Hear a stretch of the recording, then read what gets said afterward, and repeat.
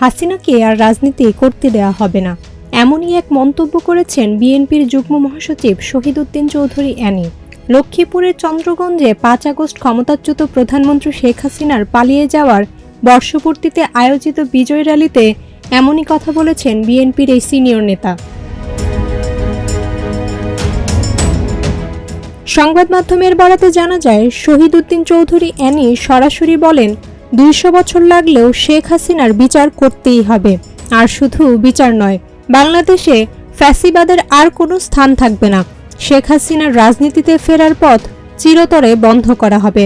Annie দাবি করেন, অন্তর্বর্তী সরকারের ১ বছর পার হলেও এখনও হাসিনার বিরুদ্ধে হওয়া ২ শতাধিক মামলার একটিরও রায় হয়নি।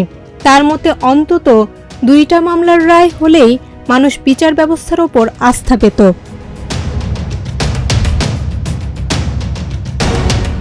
এছাড়া অ্যানি আরও বলেন, বাংলাদেশে বসেও শেখ হাসিনা ষড়যন্ত্র করে, দেশের বাইরেও করে, কিন্তু এবার তাকে থামাতেই হবে। এবার আর পেছনে ফেরা নয়। তিনি বলেন, এই লড়াই ব্যক্তিগত নয়, আদর্শের। ১৭ বছর ধরে গুম, খুন, নির্যাতনের বিরুদ্ধে যারা লড়েছেন তাদের ত্যাগ কোনোদিন বৃথা যেতে দেবে না বিএনপি। এ সময় উপস্থিত ছিলেন জেলা বিএনপির যুগ্ম আহ্বায়ক অ্যাডভোকেট হাসিবুর রহমান, ফুটবল ফেডারেশনের সহসভাপতি ওয়াহিদ উদ্দিন হ্যাপি সহ আরও অনেকে। অ্যানি স্পষ্ট হুঁশিয়ারি দিয়ে আরও বলেন, নতুন বাংলাদেশ করবে তারেক রহমান ও খালেদা জিয়ার নেতৃত্বে। আর শেখ হাসিনার দিন শেষ, এবার বিচার হবে যেভাবেই হোক।